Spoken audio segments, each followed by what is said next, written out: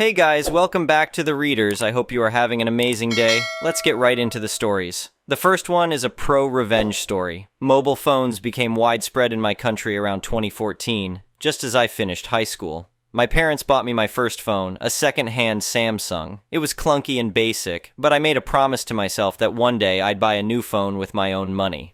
When I started college, I had a long 2-hour commute each day. During high school, I had been a top student and won several district competitions. The award ceremony for these achievements happened during my first year of college. One particular award from a national bank finally gave me enough money to buy a new phone. I bought a mid-range Motorola and a premium SIM card, not knowing it had been abandoned by its previous owner.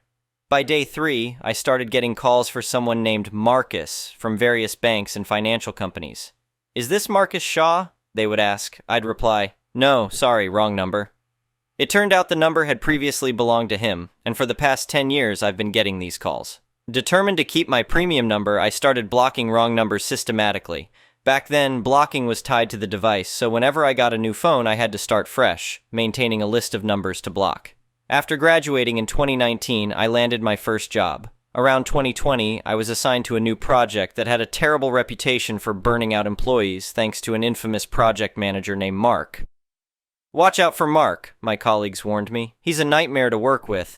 I didn't know his full name for quite a while. He seemed to enjoy making our lives miserable. Mark ruled like a dictator. From the moment his team walked into the office, they were bombarded with emails and messages. "This needs to be done now," was his favorite phrase. Mark thrived on creating chaos, often changing deadlines without warning and demanding late-night work. "If you can't handle the pressure, maybe this isn't the right place for you," he would say during team meetings. His presence hung over every task. He micromanaged everything but took all the credit for successes. When things went wrong, his temper would explode. "Who's responsible for this mess?" he would shout during meetings, making everyone uncomfortable. These meetings were another way he tortured us. He scheduled them during lunch breaks and after hours, making sure no one could escape. "I expect everyone to be available 24/7, he would announce. "That's what being committed means." His constant stream of emails never stopped, each carrying an implied threat. The team's morale hit rock bottom, but Mark didn't care. I felt embarrassed when I found out he had attended the same school as me, though years earlier. In 2022, our company merged with a larger corporation. While the staff remained mostly the same, we got new systems including Microsoft 365 and an organizational directory. That's when I discovered Mark's full name, Marcus Shaw. The name wasn't unusual, but mobile numbers in our area followed a specific pattern, so I knew the previous owner of my number was local. I needed to investigate further. I contacted an old teacher who lived nearby and had mentored students for many years. "Oh, Marcus Shaw?" he said. "I remember him well." He confirmed what I suspected. Marcus Shaw and Mark were the same person. By then, I had been annoyed with this unknown Marcus for almost a decade, and Mark had been making everyone's work life hell.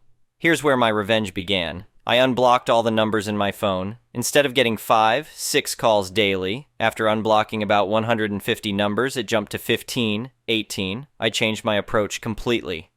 "Oh, you're looking for Marcus Shaw?" I would say politely. He changed his number. "Let me give you his current contact details." Then I'd share both his number and his manager's number, just in case you can't reach him. The aftermath was incredible. These people had been searching for him for years. Banks had sold his debts to aggressive collection agencies.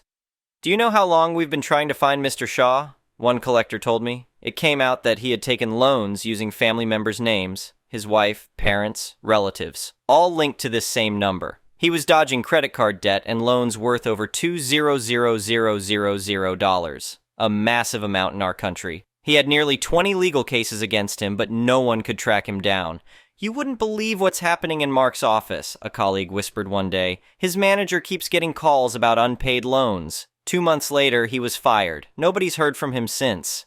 The next one is an entitled people's story. I worked at this manufacturing company for over 20 years as their IT manager. When I started in the early 2000s, they had basically nothing, just a few old computers running Windows 98. Over the years, I built their entire IT infrastructure from scratch. I created custom software systems to manage inventory, scheduling, payroll, everything. I maintained all the servers, networks, and security myself. The company grew from a small local operation to doing millions in revenue, largely thanks to the systems I put in place. I never asked for huge raises or bonuses. I was happy with my modest salary because I enjoyed the work and felt appreciated by the original owner, Bob. But when Bob retired in 2021, his son Kevin took over. Kevin was one of those MBA types who thought he knew everything better than everyone else. First red flag was when Kevin started questioning why we needed an in-house IT person at all. He kept making comments about how any kid fresh out of college could do this job for half the salary. He had no clue about the custom systems I'd built and maintained.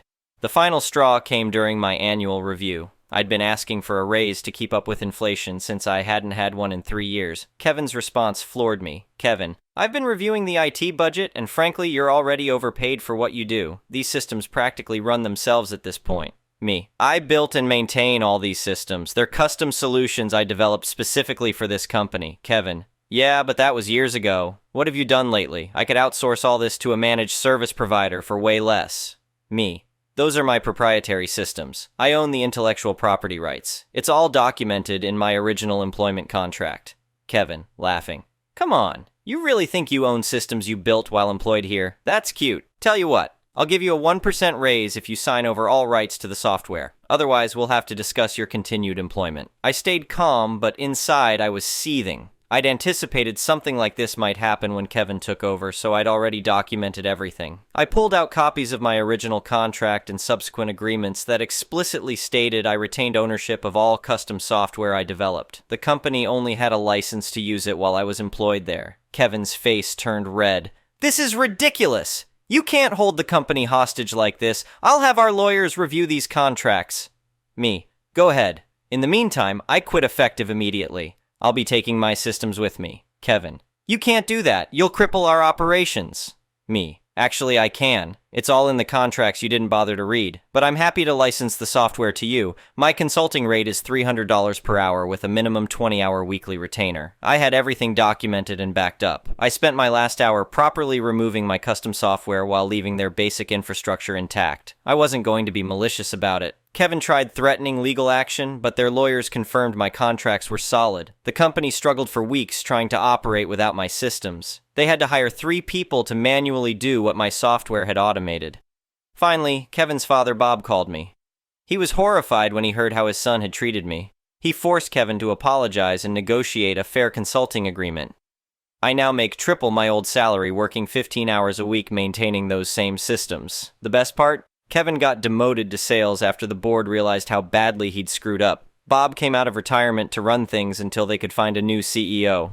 I actually felt a bit bad for the workers who had to struggle through the transition.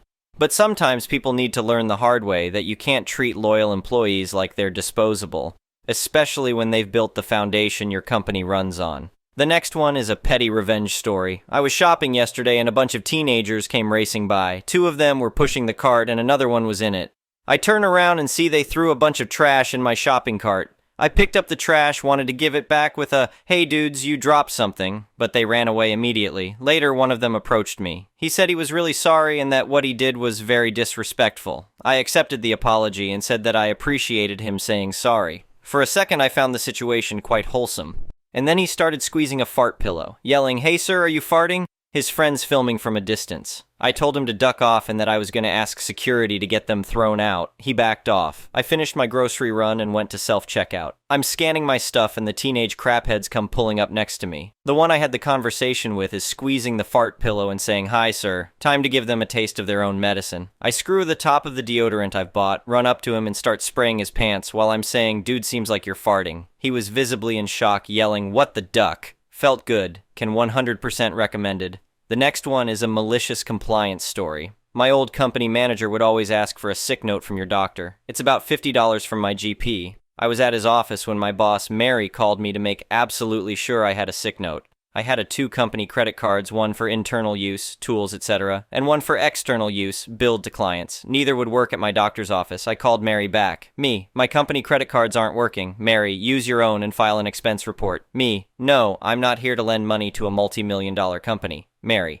fine, use mine. Medical secretary, we can't take credit cards over the phone. Mary, them you won't be paid for today. Me, send that by email right away, please. Mary, sends it. Me, replies to email, I'll need a union day to file a grievance as you refusing to pay me is against our collective agreement. There is nothing in our collective agreement stating that I need a note for 1 day. It's for 3 consecutive days. I'll also need a second union rep as I can't represent myself. Union days for grievance can't be refused for any reason unless there's a catastrophic event. Mary calls me back. Fine, I'll pay you.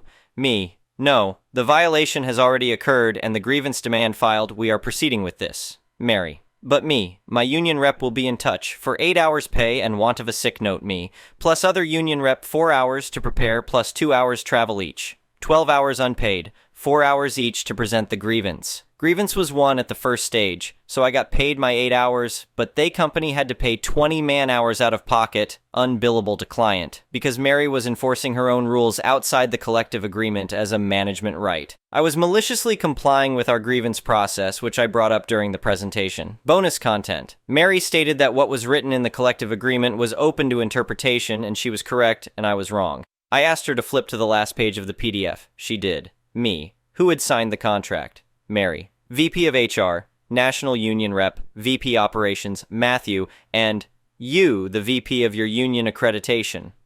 Me. So what you're saying is you, who wasn't at all present during the negotiations, knows more about the contract I've negotiated for the last 3 renewals? Mary. This meeting is over. I'll have my answer emailed to you within 7 days. Me. You have 3 business days, as per our collective agreement, which you know so well. I'd hate to file yet another grievance for non-compliance. The next one is an entitled people story. Celebrating 2 years, no contact with an ex-friend of mine, Emma, and figured this would be a good sub to share the story of our friendship.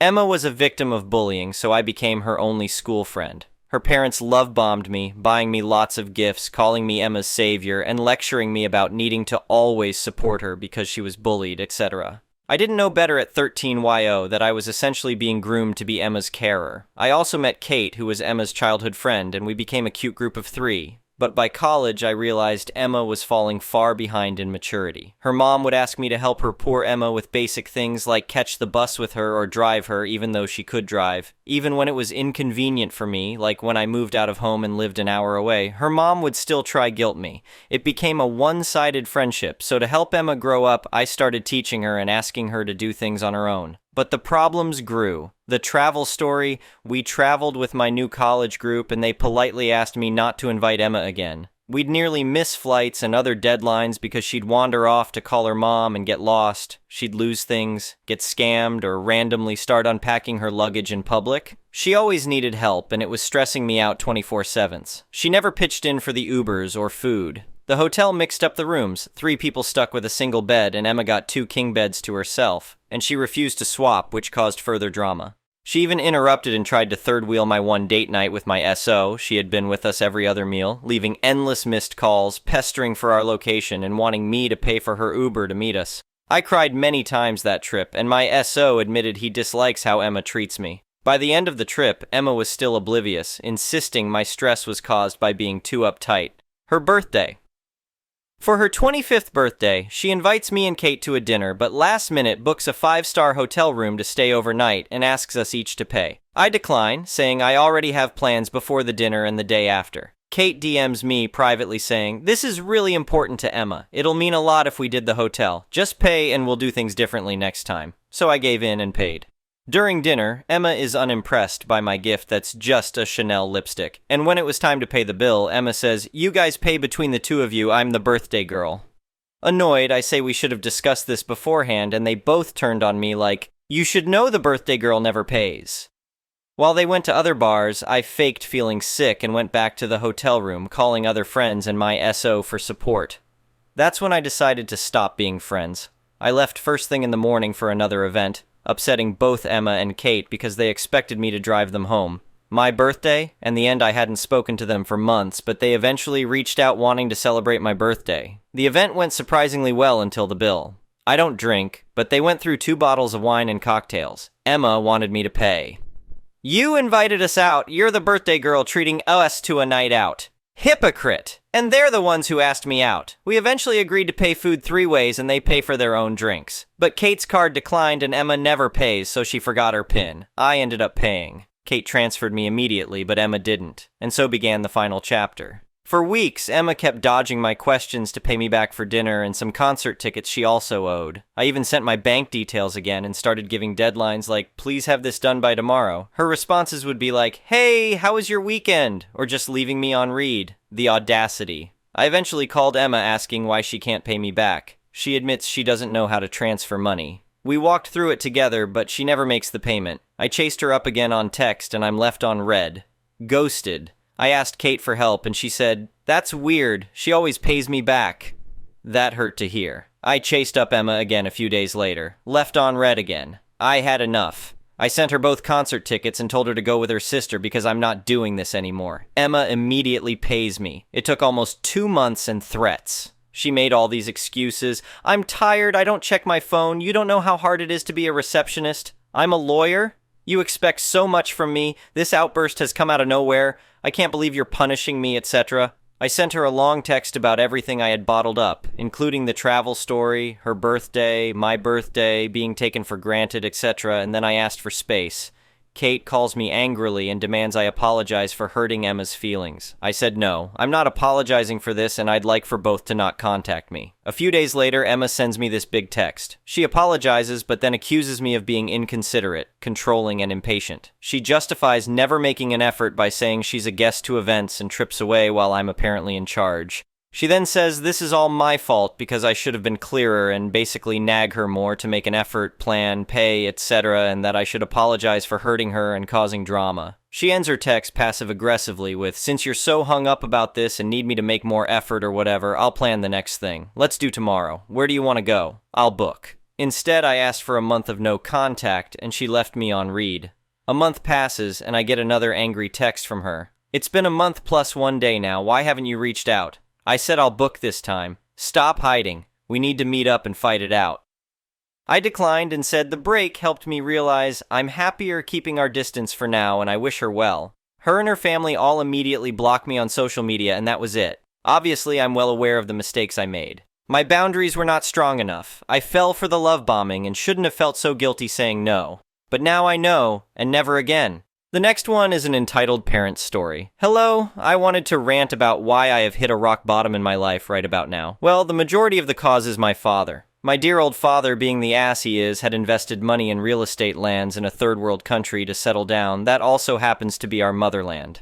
I am a 20F, have lived the entirety of my life in Gulf, and my father has crossed 27 years. I was born in Gulf, and I love Gulf very much. Honestly, I feel like Gulf is more of my homeland, but because of the Gulf treatment of expats and not giving citizenship where it is due, we are stuck in a place where we have to go back to our motherland since my father will be retiring. Here is the kicker. In our group of expats, usually they have a house that they have built or brought a house where they can settle into immediately, but my dear old ass of a father invested his money, lifetime's worth of money, about $60 million in real estate where $40 million money was robbed. The money that sum was robbed by 2 people. One is a doctor who used to be my mom classmate in medical school and his real estate agent. They lied the land prices to us and about other legal documentation and processing of that land and the registration process. Leaving us with many of the land is still in air, because my father gave all that money in advance, and the documentation has been not entirely solid or is not done in our name due to travel issue, and being outside of the country, leaving the lands,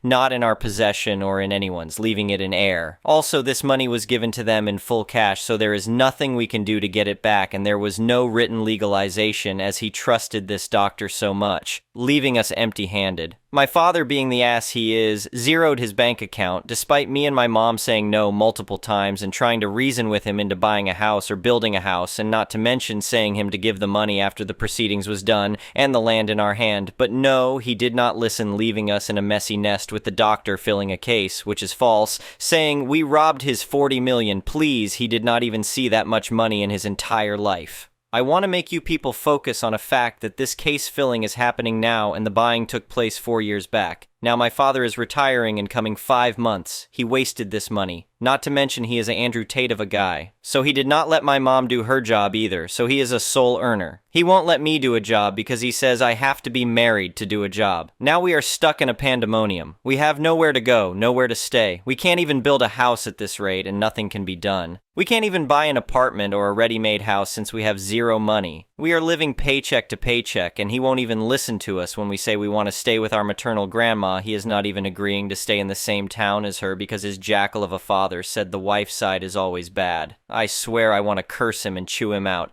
This stupid man has no idea that he is a sole beadmaker of our family and understand that he ruined our lives and won't let others keep the money or property they have. He sold all my mother's property and now we are here. 40 million in others' bank account. They have brought houses, cars, and whatnot by my father's money, and here I am thinking of not buying a $20 dish soap, which is on discount. I hate my father. He won't even let me do a job. I can't go anywhere else or live alone because I am Eastern Asian, making my situation even worse because I have to depend on this mosshead to pay for my studies, my marriage, even day-to-day things, which is extremely annoying and embarrassing. I don't want to depend on him, and since I am studying and none of my degrees are finished, I'm doing 3 degrees, I can't even do a job. He says it's okay as it is the custom of my people, and the thing is, daughters have it much worse. He won't even let me get a part-time job so I could save up some money. Hell, he won't even let me learn to drive. As soon as I say I will be independent, he will do something in my life that I have to depend on his ass. I hate this man. Thank you for watching. I would really appreciate it if you could like the video and subscribe to our channel if you haven't already. We'll see you again tomorrow.